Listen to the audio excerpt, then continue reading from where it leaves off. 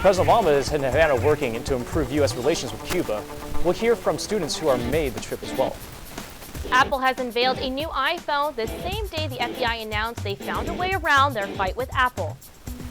And LAX is one of the busiest airports in the United States, but it isn't always the easiest to navigate. A new survey shows the airport is making strides to improve the passenger experience. Annenberg TV News is next.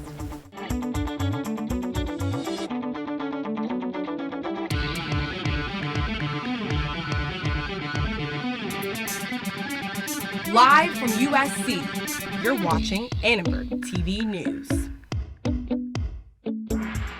This is a new day. Es un nuevo día between our two countries.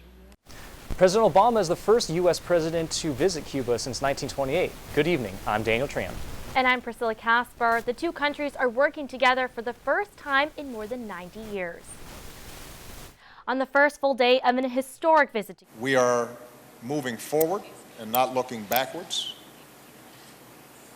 That we don't view Cuba as a threat to the United States, but as is true with countries around the world where we have normalized relations, we will continue to stand up for basic principles that we believe in.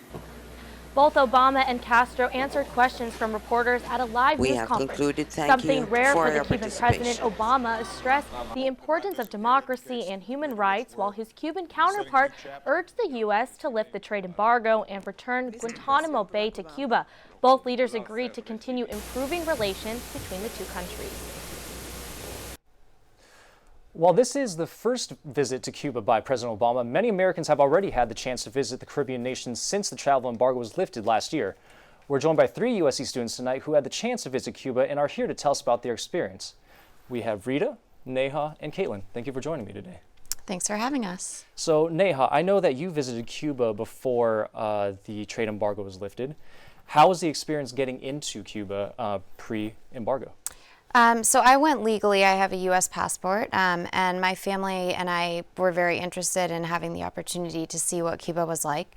So we actually applied through the Department of Treasury, which it was a program called Insight Cuba, and it was basically an educational program that allowed us to visit the country under the guise of being on an educational trip. So it took a lot of steps, but we made it in smoothly. Now, Rita, was your experience any different from that of Neha's? Because I know you went after the embargo was lifted. Well, I would say very different. Like, first of all, I hold a Chinese passport. That's what makes everything different. We basically traveled to Mexico first, and we filled a form in the airport and buy a visa right at the boarding gate before we go to Cuba, and that's it. Wow. Yeah.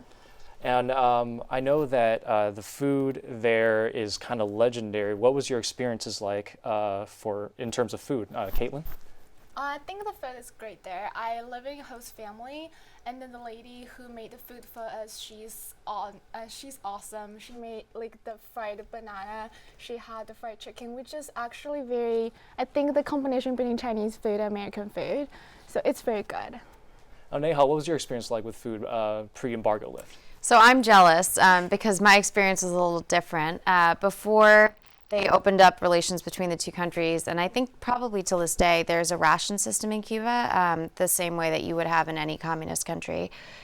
So there were private restaurants called paladars that you could visit, and they had awesome Cuban food, like the type that you hear, that you think of when you hear Cuban cuisine. But for the most part, anytime we went to a government-sponsored restaurant, which was predominant in the country, it wasn't what you think of when you think of, a great Cuban sandwich. Now, in terms of pricing, how was it? Was it relatively cheap or relatively expensive, Rita? Well, they use 2 different currencies right now. Like for tourists, it will require one currency called Kyuk, and 1 Kyuk equals $1. So I would say it's not quite cheap. But I heard that among local people, they are using a currency called Cuba pesos, which is much cheaper than Kyuk. I gotcha. Now, last question. Did you try any of the Cuban cigars? I would say yes. Because we went pre-embargo lift, we weren't allowed to bring Cuban rum, Cuban cigars, or chocolate out of the country. I think those are the things that they're the most famous for. So we weren't allowed to take any of that with us. So while we were there, with my dad and my brother and my mom, we smoked a few Cuban cigars. Rita, Caitlin, did you? Unfortunately, no. Well, thank you so much for telling me about each of your experiences, and thank you for being here. Now, back to you, Priscilla. A hearing over FBI's demand that Apple help unlock an iPhone used by one of the San Bernardino attackers has been canceled. The federal agency may have found a way to unlock the phone with help from an outside party. Earlier today, Apple CEO Tim Cook reiterated his commitment to privacy at an Apple launch event. We did not expect to be in this position at odds with our own government, but we believe strongly that we have a responsibility to help you protect your data and protect your privacy. We owe it to our customers and we owe it to our country. This is an issue that impacts all of us, and we will not shrink from this responsibility. Now, if the method to unlock the phone is viable, the FBI will no longer try to force Apple to cooperate. Well, Republicans and Democrats are voting tomorrow in Arizona and Utah primaries. Democrats will also be voting in Idaho. On Saturday, Democrats will hold caucuses in Alaska, Hawaii, and Washington state. Donald Trump continues to lead the Republican candidates. He has 678 delegates, while Ted Cruz trails with 422 delegates, and John Kasich has 143 delegates. Now, on the Democratic side, former Secretary of State Hillary Clinton has tallied 1,147 delegates, while Bernie Sanders follows with 830 delegates. Meanwhile, in Washington, D.C. today, presidential candidates spoke to AIPAC, which is a pro-Israel lobbying organization.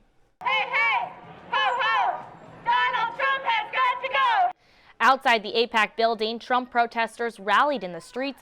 Trump responded to the negative attacks. People that I'm watching that are against me aren't really against me because they're calling me. I've seen people on television. We have to stop Donald Trump. We have to stop. And they were on the phone with me an hour and a half before, and they want to set up a meeting. Also, Democratic hopeful Hillary Clinton discussed her plans to provide Israel with sophisticated defense technology. That includes bolstering Israeli missile defenses with new systems like the Arrow 3 and David Sling. And we should work together to develop better tunnel detection technology to prevent arms smuggling, kidnapping, and terrorist attacks. Bernie Sanders was the only candidate not in attendance at the conference because of traveling conflicts. Well, veteran New York Times political reporter Adam Nagurney joined Professor Bob Shrum on campus today for a discussion about this year's unusual presidential primary season. We always look for ways to call election cycles unique because it makes them more interesting. But this is unique because basically what you have on trial here is a political party. It's not just about candidates. It's about a real challenge to a political party. And I can't recall ever seeing that before. And I think one of the potential, if not probable, outcomes of this election is that the Republican Party will not be the same as it was a year ago. And that's the biggest thing about this. Nagurney's career spans 4 presidential elections. He talked to students this afternoon about Donald Trump and the possibility of a brokered Republican convention. Today, the Florida jury in the Hulk Hogan sex tape trial awarded an additional $25 million in punitive damages to the professional wrestler. Hogan sued Gawker Media for publishing scenes from a sex tape along with an accompanying article. Last Friday, the same jury awarded Hogan $115 million in damages. Gawker Media is expected to appeal the jury's verdict. After failing for several years to make the list of the world's top 100 airports, LAX is back. Reporter Whitney Ashton has more on the airport's ranking. Los Angeles International Airport is back on the list of the world's top 100 airports, but just barely. Based on a survey of 13.5 million air travelers, LAX ranked number 91 on the list. That's up 7 spots from last year. Well, I have to say that I'm a little bit surprised that it's even ranked 91 because most people don't like LAX very much, but I guess it shows that the airport has been improving quite a bit in the last year or two. Owned by Los Angeles World Airports, also known as LAWA, LAX is the second busiest airport in the U.S., nearly 75 million passengers last year. It ranks low because of dirty facilities, long lines, and poor customer service, according to reviews posted on the Skytrax website. Well, I don't think it makes sense because the airport's kind of disgusting. Every time I've come in here, it's been very unwelcoming and very plain, very drab, and just kind of dirty and disgusting. So I don't agree with its ranking. LAWA is in the midst of a multi-billion-dollar modernization program here at LAX, and airport officials tell me they're not just renovating LAX, they're reimagining what an airport can be. As part of this project, new convenient locations for passenger pickup and drop-off will be added, with direct access to a consolidated rent-a-car facility. And the centerpiece of the program, an automated people mover that will connect passengers to the airline terminals. LAX is very happy to be moving up on the list, up 7 spots. It's a testament to the modernization that's going on here and will continue to go on over the next several years. Phase 1 of the project is expected to be completed in 2023. For Annenberg Media, I'm Whitney Ashton. The stock market continued its upward trend today. Both the Dow and the Nasdaq rose slightly. Stock prices have been going up for 5 weeks straight. The Dow went up just over 21 points to reach 17,624. The Nasdaq had a slight jump as well, rising 13 points to reach 4,809. A new bill could affect job security for Uber and Lyft drivers. We'll explain coming up. And there's a new iPhone. Apple is introducing a new line of gadgets you can expect this spring. And one of the most popular social media outlets is celebrating a big birthday.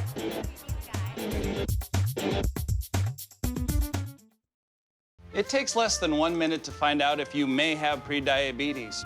You can do it here. But you probably won't. You're busy. Kids, work, show coming back in 48 seconds. So let's do this now.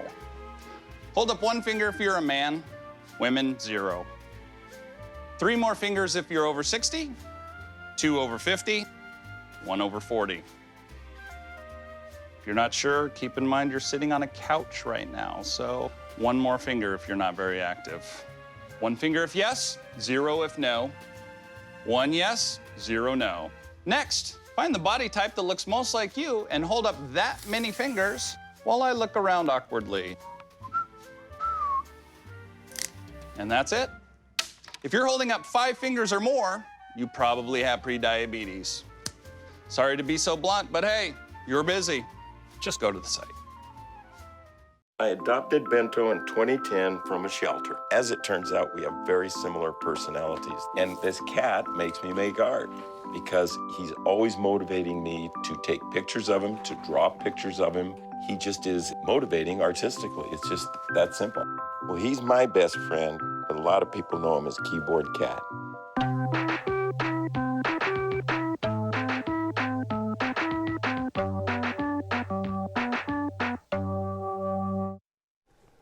Apple's new iPhone will cost just under $400, which is well below the $649 price tag of the iPhone 6s.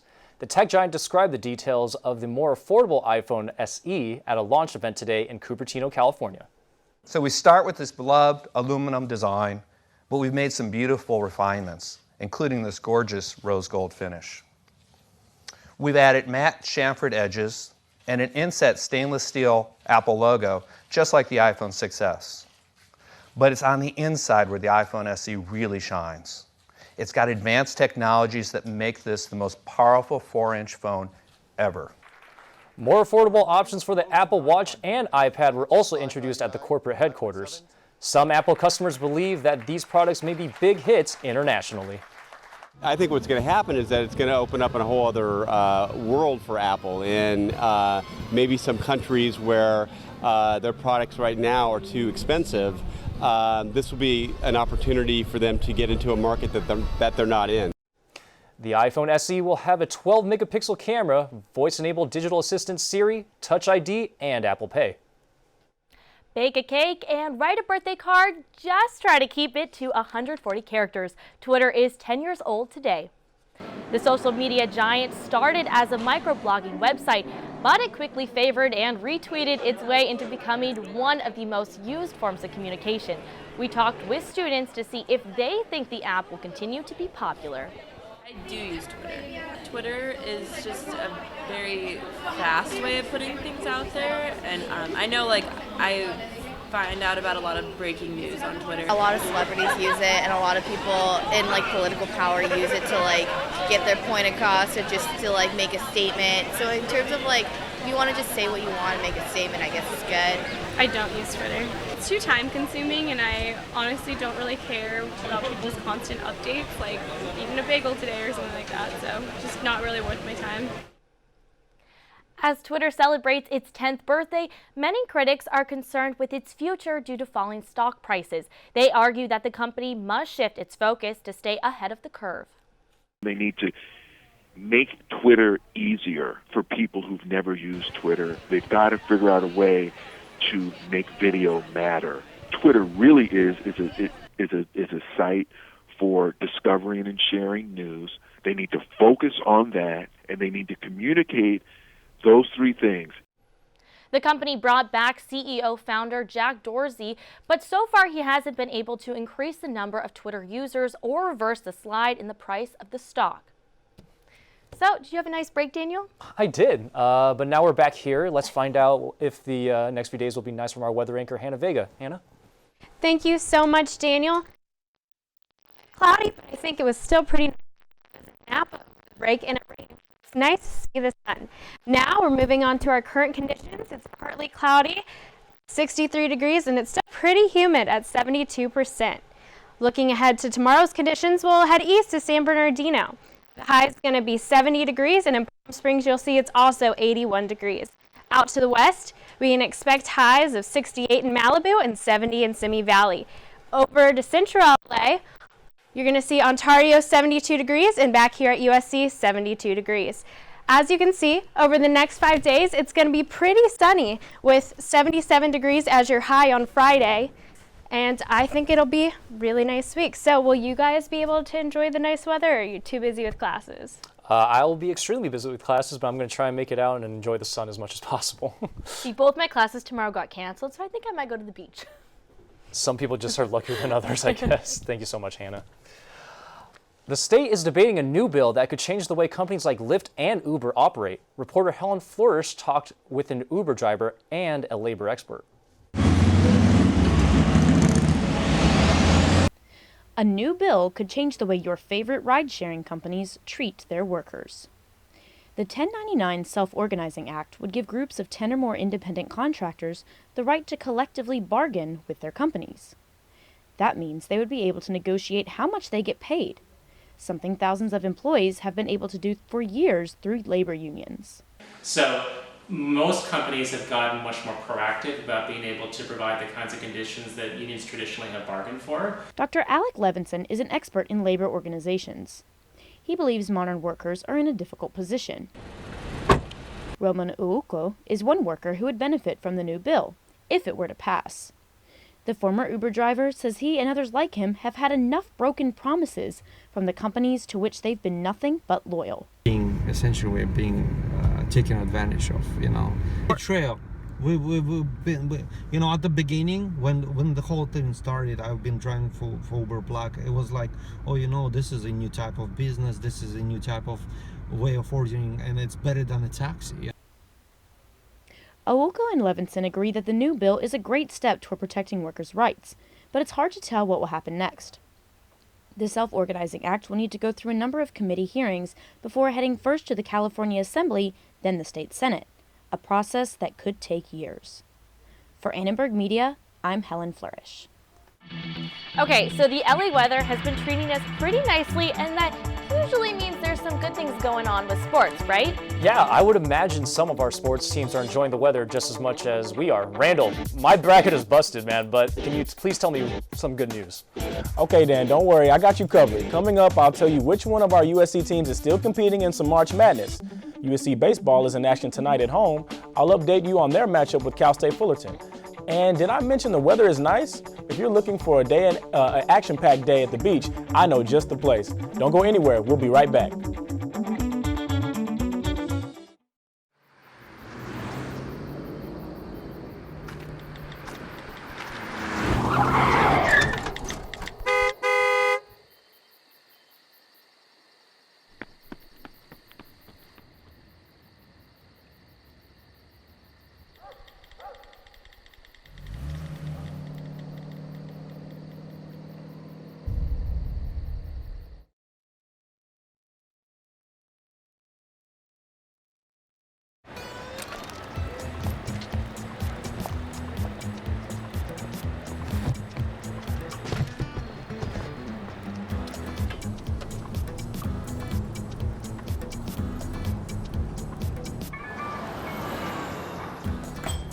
It's a short ride from your neighborhood to your naturehood. To find a neighborhood park or green space near you, visit discovertheforest.org. Me and my boy Matt had it good. He had catnip that was off the hook. But one day, he brings a girl home, and she's allergic to cats. Every sneeze was a nail in my coffin. Now I'm in a shelter. It's decent, but they don't even have Wi-Fi.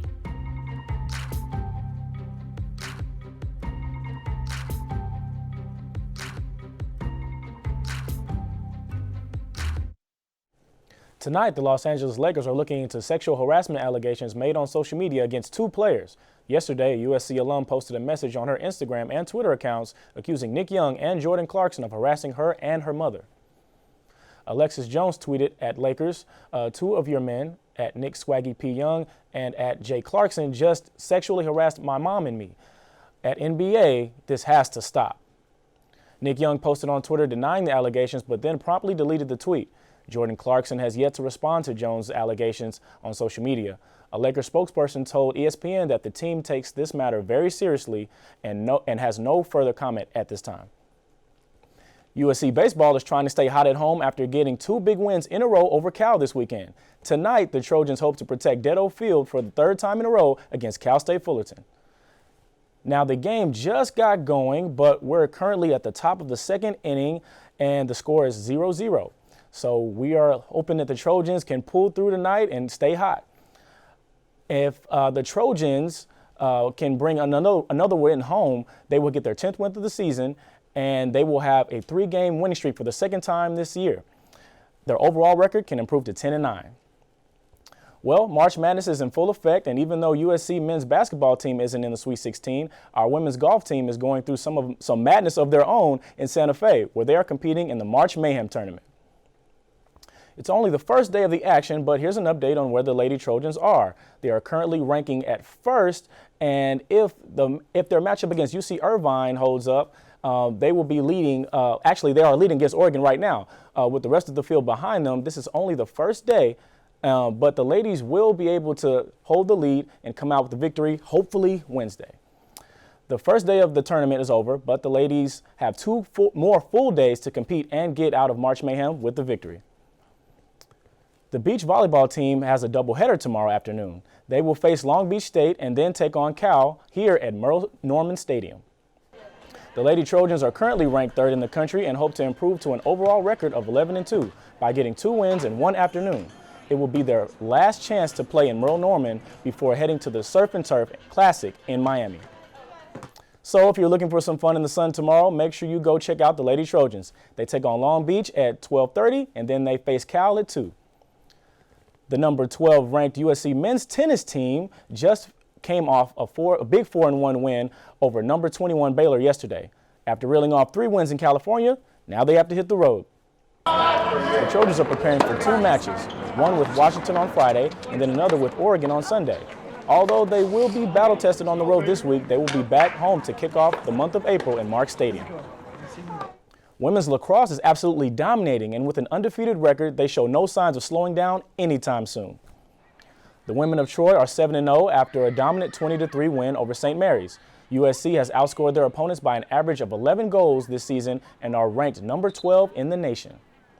The Lady Trojans are one of the 3 undefeated teams in the nation. Their next game is Wednesday here at McAllister Field against Dartmouth.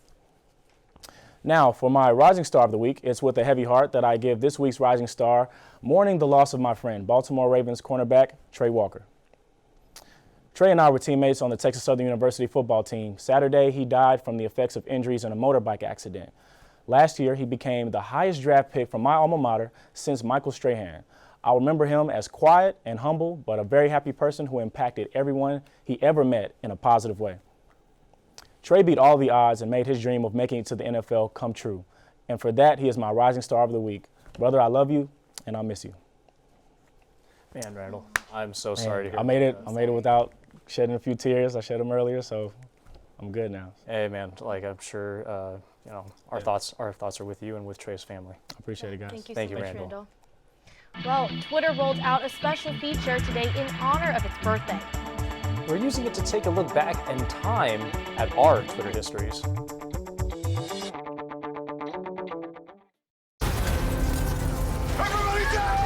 The earthquakes you see in movies are one thing, but real life is a completely different animal. Just because you can't predict an earthquake doesn't mean that you can't prepare for one. In the event of a real earthquake, you should drop, cover, and hold on. Visit ready.gov/earthquake and practice what to do to keep you and your family safe in the event of a real earthquake. And you'll be seen as a hero by your family and your loved ones. Visit ready.gov/earthquake today. Hey, look, it's those guys. What's up? What's happening today? Let's do those pearly whites, man. Yeah. The boys, check it out.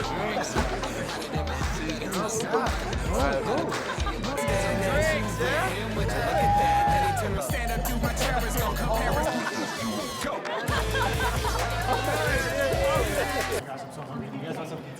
Ooh, cute.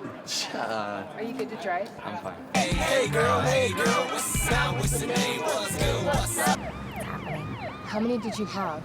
I should be fine. You should be. Sir, go and step out of the vehicle for me. Yes, sir. See ya, buddy. Today, Sean's got a hearing. We'll see how it goes. Good luck. So turns out, buzz driving and drunk driving, they're the same thing, and it costs around $10,000. So not worth it. In honor of its 10th birthday, Twitter released a feature that allows users to see their first tweets. Let's take a look at some of our very own first tweets. Hannah's first tweet was #TeamPearl, #RPDR, #Season7. Daniel's first tweet was Detroit breaks the game open in the 7th. Moneyball going broke? So of course Daniel's was a sports one. Randall tweeted, I like Obama's strategy because often America is given the bully image and Obama is trying to shed America to others in a new light. And I tweeted, hi everyone, welcome to my new Twitter account. God, guys, I'm really generic. Hey, #on brand for me. We kind of tweeted opposites. You tweeted sports and I tweeted politics. Hey, like how we traded places. Okay, well, thanks for watching Annenberg TV News. From everybody at Annenberg Media, I'm Daniel Tran. And I'm Priscilla Casper. You can catch us on the web at uscannenbergmedia.com. Good night.